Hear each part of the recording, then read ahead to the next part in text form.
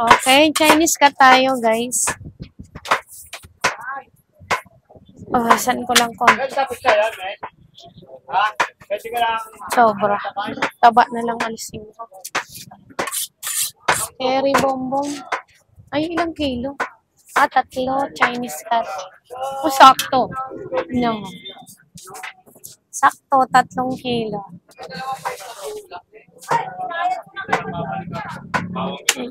Ganun talaga guys sa sangkalan, umiitim yan pagka na dito sa ilalim. Hindi naman siya mancha. Tignan mo, kahit hanggang ilalim yan. Ganyan talaga yung ano ng kahoy. Umiitim siya pagka na... Pero hindi yan humahawa. Ayan, wala yung hawa. May ganyang kahoy talaga. Anong kahoy ba to? Ba't gumaganito?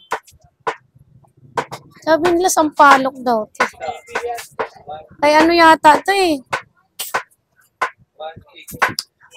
Ito yata yung kahoy na pag tumatagal, umiitim.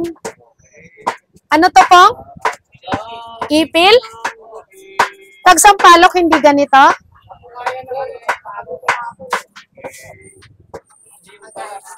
Yan. Tanggal dede. Wala nang dede. Ano?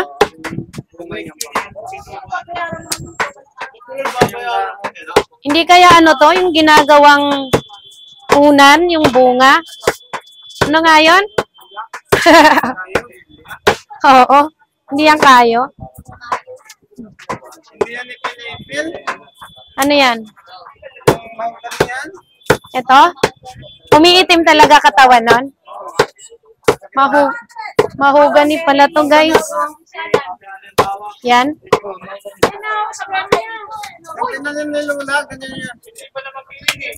Doon sa ano? Sa lupa?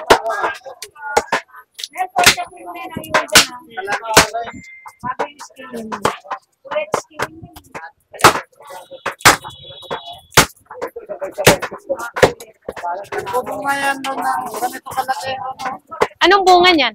Yung parang siyang bulaklak. May bunga tapos parang bulaklak.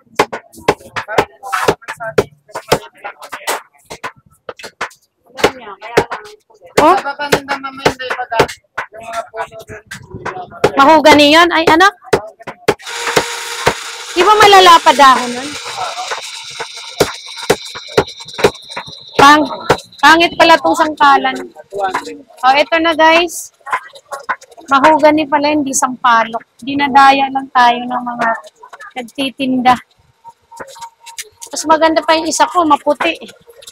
Ito na kay Ma'am Mary Faith Lim. Mary Faith Lim. Chinese cut mo, ma'am. Okay.